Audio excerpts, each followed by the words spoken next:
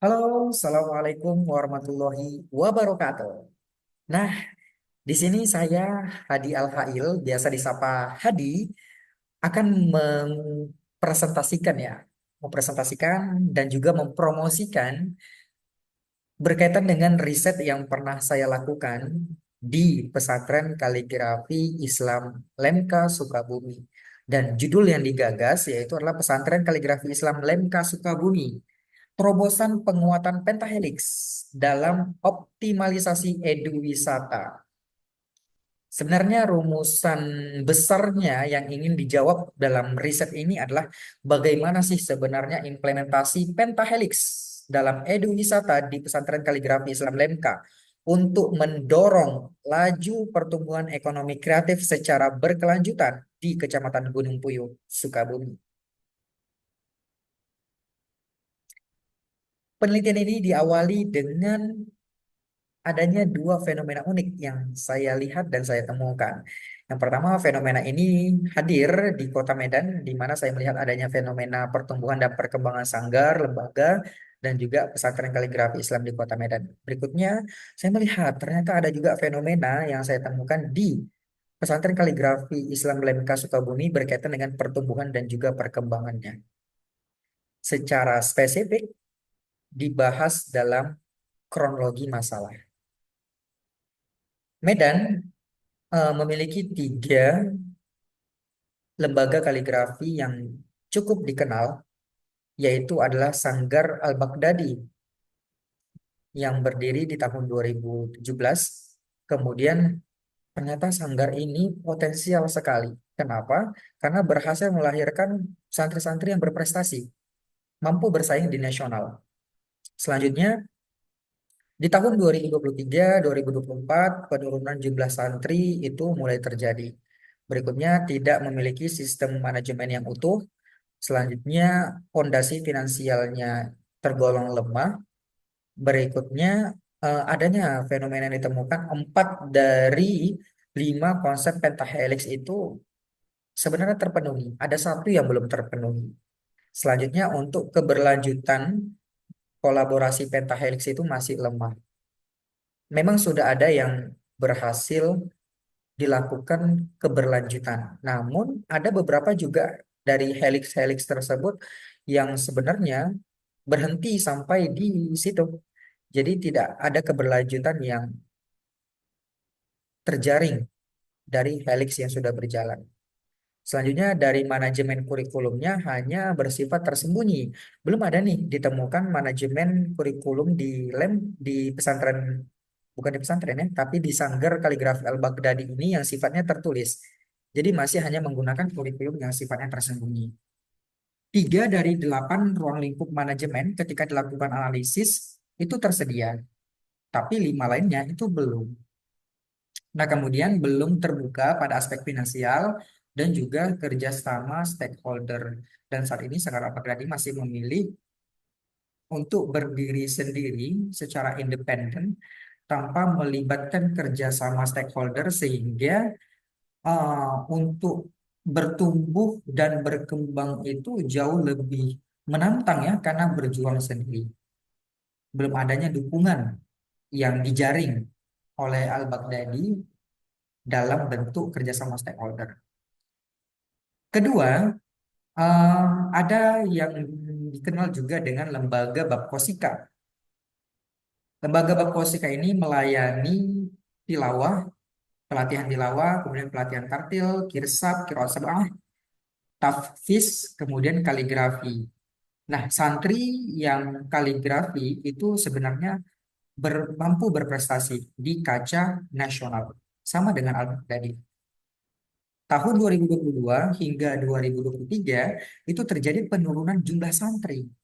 Nah, di tahun 2024 santri kaligrafi itu justru sudah tidak ada. Lalu, lembaga Bapkosika itu memiliki sistem manajemen. Namun di tahun 2023 manajemen kaligrafi itu berhenti beroperasi. Selanjutnya ada juga nih ditemukan bahwasanya fondasi finansial di lembaga Bapkosika ini sebenarnya cukup kuat dan bisa sebenarnya untuk mengalokasikan anggarannya untuk pengembangan di manajemen kaligrafi. Namun ada case yang belum bisa ditemukan oleh peneliti sehingga hal tersebut belum tergali. Mengapa? Sebenarnya kaligrafinya di sini secara manajerial itu mengalami kendala-kendala. Selanjutnya, 4 dari 5 konsep pentahelix itu terpenuhi.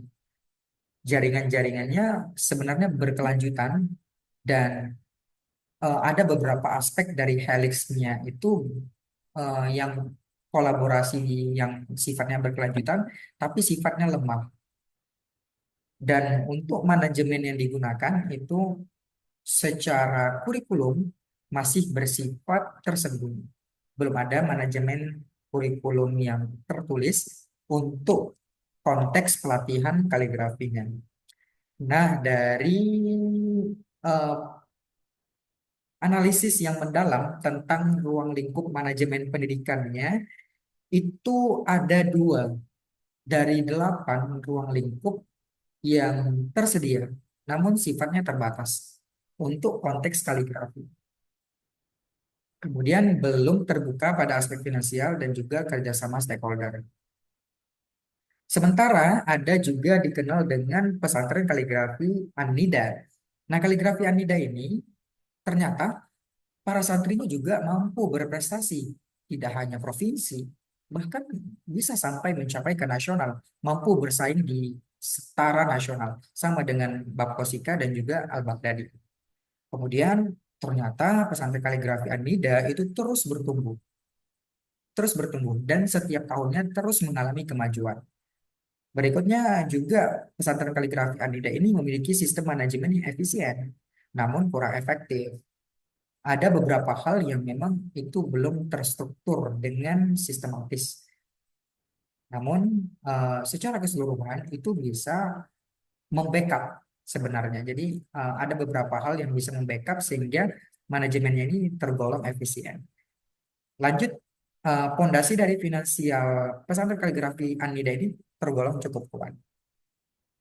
Kuantitas santri terus bertambah setiap angkatan, kemudian 5 pilar dari konsep pentahelix juga terpenuhi tanpa ada kendala. Kolaborasi helix juga cukup kuat, dan manajemen kurikulumnya itu juga masih uh, bersifat tersembunyi, namun sekarang di tahun 2024 sudah mulai ada rintisan untuk menggunakan hal-hal manajemen kurikulum yang sifatnya tertulis. Sudah mulai open mind ke arah sana. Selanjutnya untuk dari lingkup manajemennya setelah dianalisis 6 dari 8 itu tersedia. Lalu pesantren kaligrafi Anida itu belum terbuka pada aspek finansial dan juga kerjasama stakeholder. Namun secara keseluruhan pesantren kaligrafi Anida ini masih bisa dikategorikan bertumbuh dan juga berkembang. Dan yang terkendala ada di bab Kosika dan juga Al-Baghdadi. Sementara kalau kita berpindah demografi, kalau tadi di Kota Medan, kali ini kita berbicara di Sukabumi. Nah, di Sukabumi ada yang dikenal dengan pesantren kaligrafi Islam Lemka, di mana santri-santrinya itu mampu berprestasi di kaca nasional maupun internasional. Lalu memiliki juga nih cabang tidak hanya di Sukabumi, melainkan di Ciputat. Selanjutnya, pesantren kaligrafi Islam Lemka itu terus mengalami pertumbuhan dan perkembangan secara keberlanjutan. Kemudian memiliki sistem manajemen yang efektif dan efisien. Kemudian fondasi finansialnya juga kuat dan kuantitas santri itu meningkat setiap angkatan. Meningkat setiap angkatan. Lalu manajemennya itu bersifat kurikulum tertulis dan juga tersembunyi. Jadi ada keduanya, tertulis ada, tersembunyi juga ada. Berdasarkan analisis ruang lingkup manajemen dan 8 ruang lingkup tersebut itu sama-sama tersedia. Dan pertumbuhan pesantren kaligrafi Islam Lenka terus mengalami peningkatan di setiap tahunnya pada aspek kuantitas santri, pembangunan, kerjasama, dan juga kunjungan eksternal. Lalu rumusan dari penelitian ini adalah bagaimana sih sebenarnya implementasi pentahelix dalam eduwisata di pesantren kaligrafi Islam Lemka untuk mendorong laju pertumbuhan ekonomi kreatif secara berkelanjutan di Kecamatan Gunung Puyuh, Sukabumi.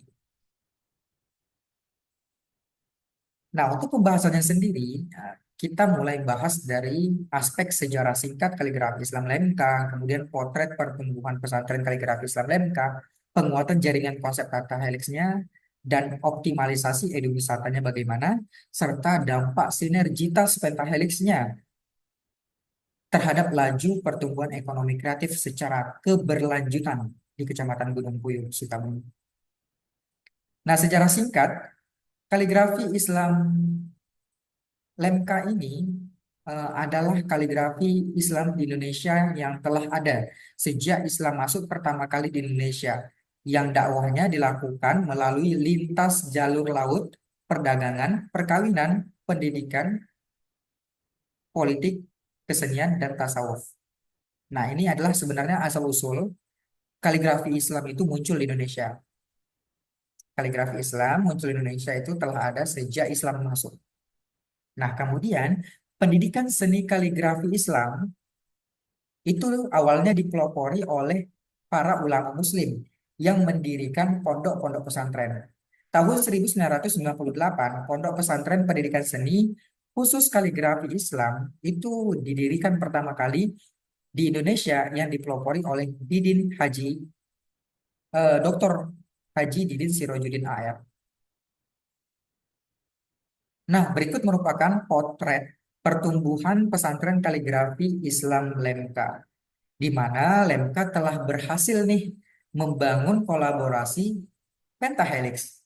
Sejak tahun 1985 telah berhasil membangun eh, komunitas, jaringan helix terhadap komunitas, kemudian jaringan helix terhadap kepemerintahan. Berikutnya hingga di tahun 2024 telah berhasil nih memenuhi 5 dari komponen helix. Ada komunitas, pemerintah, akademisi, pebisnis, dan juga media massa. Di mana komunitas itu berbondong-bondong nih ikut bekerja sama dengan Lemka. Kemudian pemerintah juga karena dilihatnya Lemka ini potensial dapat membangun pertumbuhan ekonomi kreatif, sehingga pemerintah juga turut aktif dan kontribut terhadap pertumbuhan Lemka. Sehingga tak jarang ada beragam program dana hibah yang bisa diterima oleh Lemka itu sendiri melalui jaringan helix kepemerintahan.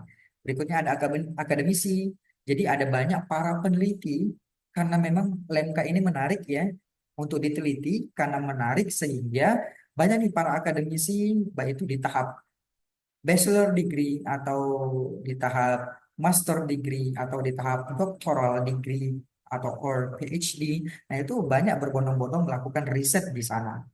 Karena memang secara manajemen, secara ekonomi kreatif, secara seni, kemudian secara apapun yang bisa kita lihat dari Lemka ini memang betul-betul ada yang menarik di dalam pendidikan non formalnya. Nah, kemudian klaim yang dicapai dari pesantren kaligrafi Islam Lemka ini adalah untuk konteks pariwisata, Lemka menekankan pada edu wisata. Jadi orang-orang yang berkunjung di Lemka adalah orang-orang yang ingin belajar. Jadi market yang ingin datang ke Lemka, yang membeli produk-produk Lemka adalah market yang sifatnya ingin mendapatkan knowledge tentang kaligrafi. Nah, inilah yang ingin dibangun dari personal branding pesantren kaligrafi Lemka.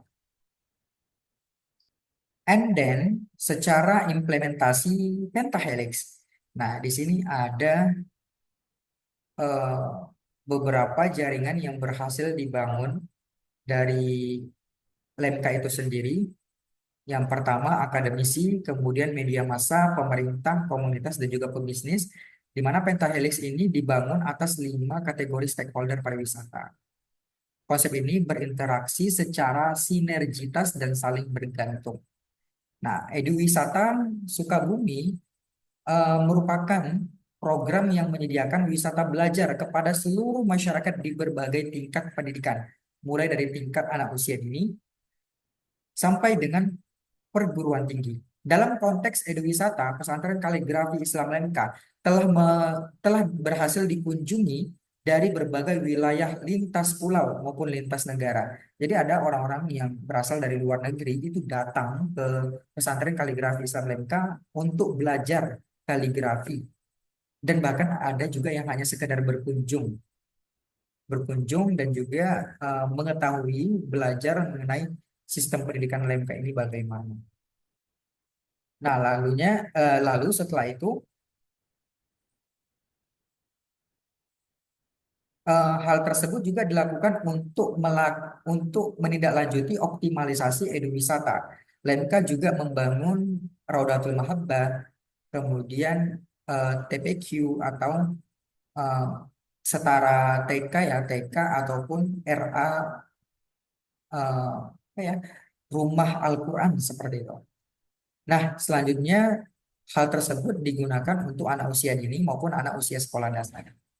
TPQ-nya untuk anak sekolah dasar, kalau RA-nya itu biasanya untuk anak sekolah dini. Bukan anak sekolah dini, tapi untuk anak usia dini. And then, nah berikut merupakan jaringan pentahelix yang sudah berhasil dibangun oleh pesantren Kaligrafi Islam Denka. Nah, dari aspek akademisi sendiri, itu ternyata ada sejumlah 279 riset yang berhasil dijaring oleh LMK.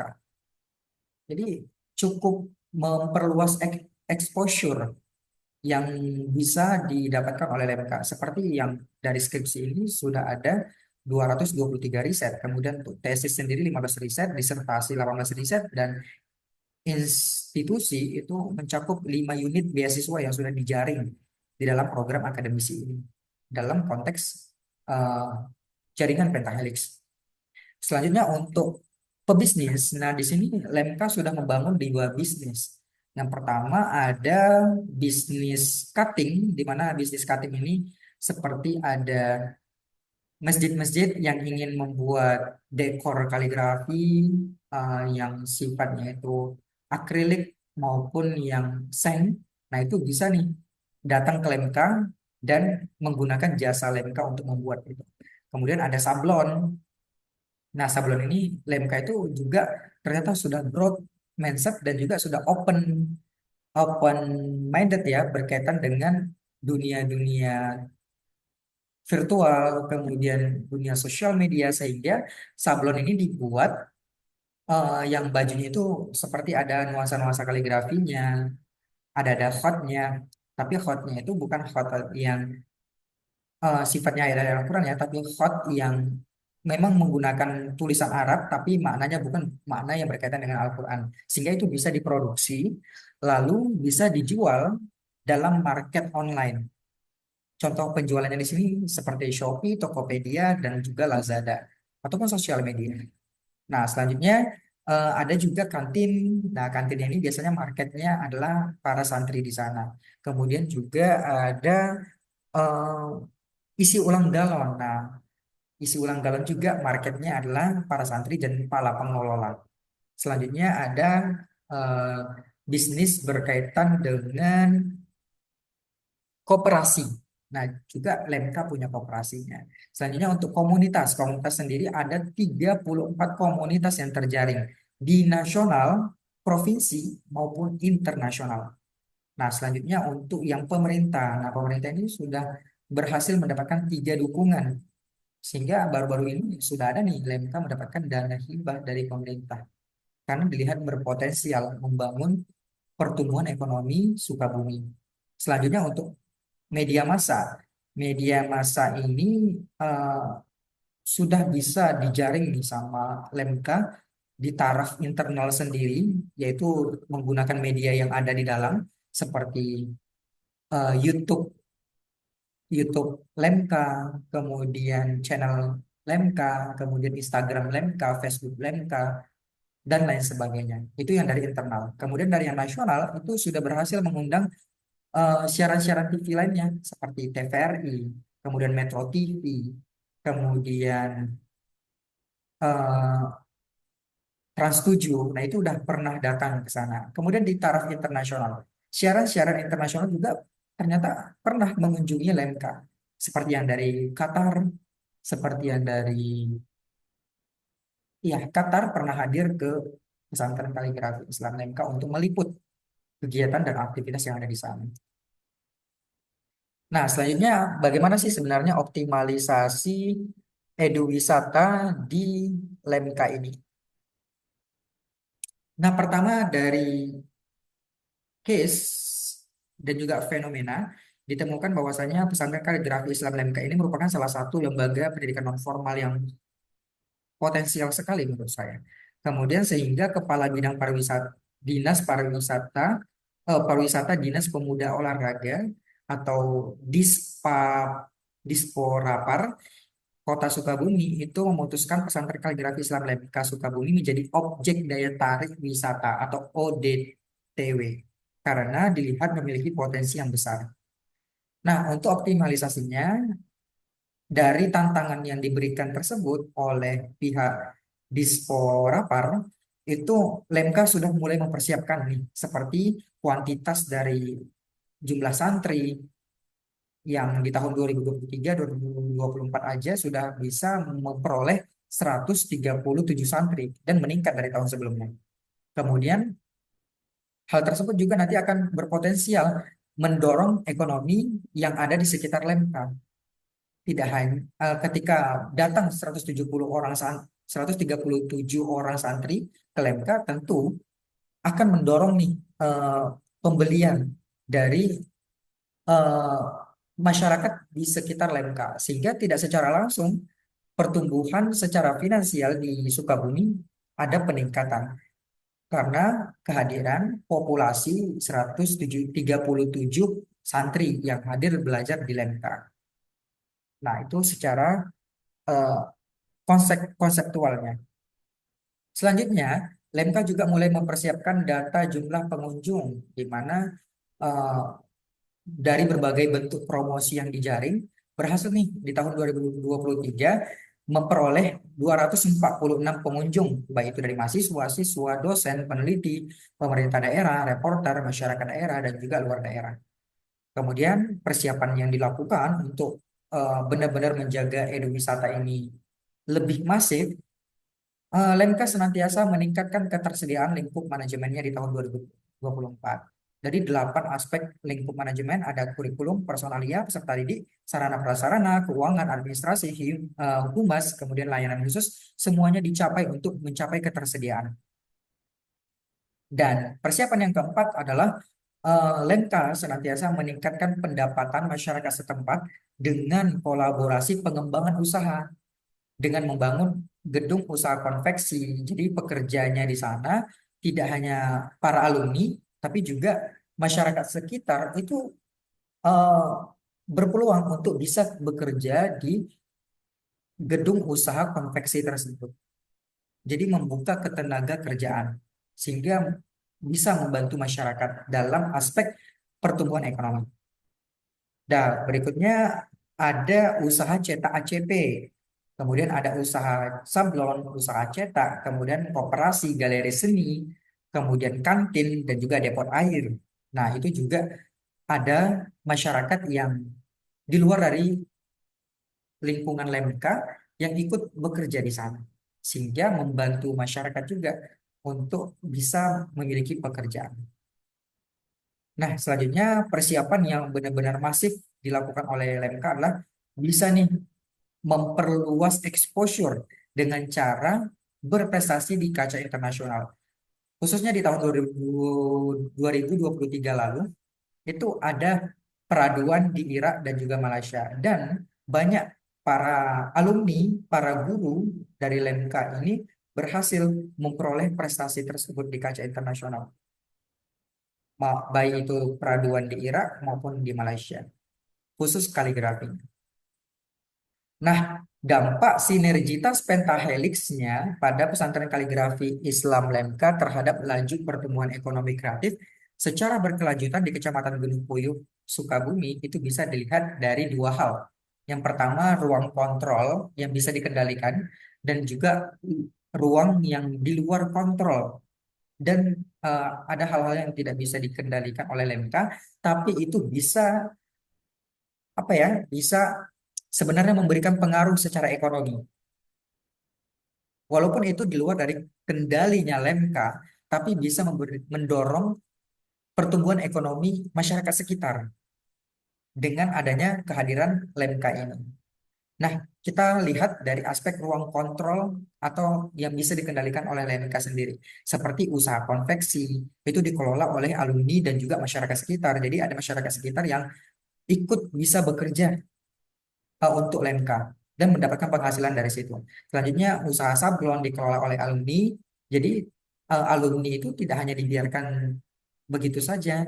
Jadi para alumni yang memang bertekad untuk menetap di Sukabumi atau ingin belajar lebih dalam di Sukabumi, mereka juga para alumni tidak diperkenankan untuk tinggal di Lemka, tapi mereka karena tidak diperkenankan untuk tinggal, sebab tidak ada ruangan yang bisa menampung mereka, sehingga para alumni yang memang punya tekad untuk belajar, mereka memilih untuk ngekos di sekitaran Lemka. Artinya, dari pihak warga sekitar menerima income melalui eh, adanya kehadiran pesantren Lemka ini untuk tempat para alumni bisa eh, tinggal di Sukabumi dengan membayar kos ya, membayar kos, biaya penginapan dan biaya hidup lain sebagainya itu atas dasar keterlibatan masyarakat sekitar dan juga alumni bisa terus belajar di Lemka dan pertumbuhan finansial masyarakat sekitar itu bisa terpenuhi. Nah, maka dari itu untuk usaha sablon sendiri itu dikelola oleh alumni. Jadi ada pemberdayaan. Jadi tidak dilepas begitu saja alumni. Jadi alumni tidak hanya dilepas saja, jadi sehingga Lemka ini tidak hanya mengambil keuntungan pribadi saja, melainkan Lemka mampu memberdayakan alumni sehingga bisa mencapai kesejahteraannya melalui ikut berkolaborasi terhadap pengembangan usaha sablon, kemudian usaha cetak ACP, yang juga itu dikelola oleh alumni, kemudian koperasi dikelola oleh alumni, galeri seni dikelola oleh alumni, kemudian kantin itu dikelola oleh masyarakat sekitar, karena tidak ada alumni yang bekerja untuk di kantin. Berikutnya untuk depot air itu dikelola oleh masyarakat sekitar. Jadi masyarakat sekitar punya juga kontribusi di dalam apa ya pengembangan-pengembangan Lemka ini. Itu yang menjadi ruang kontrol atau ruang kendalinya Lemka. Nah, yang di luar kontrol dan juga mendapatkan benefit dari Lemka adalah seperti usaha makanan milik masyarakat sekitar. Nah, jadi tentu kan ada santri dan juga ada alumni, ada peserta didik dan ada pengelola yang tentu akan membelanjakan kebutuhan sehari-hari ke masyarakat sekitar. Kebutuhan sandang, pangan pokok, dan kebutuhan primer, sekunder, tersier lainnya itu tentu akan belanja di wilayah Sukabumi sehingga pendapatan Sukabumi juga meningkat. Jadi ada simbiosis mutualisme yang terjadi. Selanjutnya untuk usaha kos-kosan sebagai tempat tinggal para alumni yang berkeinginan lanjut belajar di LMK milik masyarakat itu juga berpengaruh pada refleksi ekonominya. Kemudian usaha laundry, kemudian usaha peralatan kaligrafi milik masyarakat dan juga milik alumni itu berpotensi untuk laku dibeli oleh para santri. Kemudian universitas, jadi ada banyak nih yang para santri sudah menjadi alumni dan punya tekad untuk kayaknya aku tertarik deh menetap di Sukabumi ini, sehingga memilih untuk melanjutkan kehidupan yang lebih komprehensif dan eh, tara yang lebih panjang itu di Sukabumi sehingga tak jarang mereka untuk memutuskan berkuliah di wilayah Sukabumi saja. Contoh nih, sehingga Universitas Muhammadiyah mendapatkan apa ya eh, tambahan mahasiswa seperti itu. Jadi exposure dari Universitas Muhammadiyah Sukabumi juga bisa meningkat. Kemudian Institut Madani Nusantara, kemudian STIE PGRI Sukabumi, STKP STKIP Bina Mutiara Sukabumi, kemudian Sultan Mahesa. Nah, itu tentu pasti ada para alumni yang berkuliah di sana. Nah, Sehingga dampak sinergitas pentahelix pesantren kaligrafi Islam Lemka itu bermuatan positif dan saling menguntungkan. Simbiosis mutualisme antara Lemka dengan lingkungan sekitar, dengan masyarakat, ataupun dari masyarakat untuk Lemka. Nah, itu ada jaringan yang tidak bisa dilepas ya, karena saling bergantung dan saling menguntungkan. Nah, ini adalah kerjasama yang baik untuk meningkatkan pertumbuhan ekonomi yang ada di Sukabumi. Nah, maka dari itu, secara kesimpulan, implementasi pentahelix dalam eduwisata di pesantren kaligrafi Islam Lemka secara makro berjalan dengan efektif dan efisien, dan secara mikro itu berjalan dengan efektif dan efisien, dan secara makro itu berhasil memberikan sumbangsih serta kontribusi yang bersifat saling menguntungkan sehingga membuat fondasi pertumbuhan pesantren kaligrafi Islam Lemka menjadi kuat pada aspek finansialnya. Kemudian manajemen pendidikan, pariwisata, pembangunan, konservasi, kesejahteraan masyarakat, dan tujuan dakwah. Secara masif, fondasi kekuatan pesantren kaligrafi Islam Lemka itu mampu mendorong laju pertumbuhan ekonomi kreatif dari ruang kontrol dan luar kontrol dengan berkelanjutan di Kecamatan Gunung Puyuh, Sukabumi, karena setiap stakeholder yang terjaring merasa saling membutuhkan dan terus berupaya untuk memberikan performa yang terbaik. And then I think enough for my present. Begitulah kisah kronologis riset yang saya dalami berkaitan dengan ekonomi kreatif dari pesantren kaligrafi Islam Lemka yang sebenarnya mereka mampu mempertahankan itu dengan penguatan pentahelix yang terus terjalin secara sinergitas setiap tahunnya dan juga masif, sehingga hal-hal tersebut mampu memberikan dukungan-dukungan ekonomi secara internal maupun eksternal. Jadi LMK itu tidak hanya memberikan untuk dirinya sendiri, tapi juga mampu berkontribusi pada lingkungan sekitar secara ekonomi. Nah, mungkin itulah yang bisa saya sampaikan dalam perluasan perspektif ini berkaitan dengan pendidikan non formal itu cukup bisa menjaring pertumbuhan ekonomi di suatu wilayah. Demikian presentasi saya dan see you later. Sampai ketemu di informasi update terbaru. Assalamualaikum warahmatullahi wabarakatuh.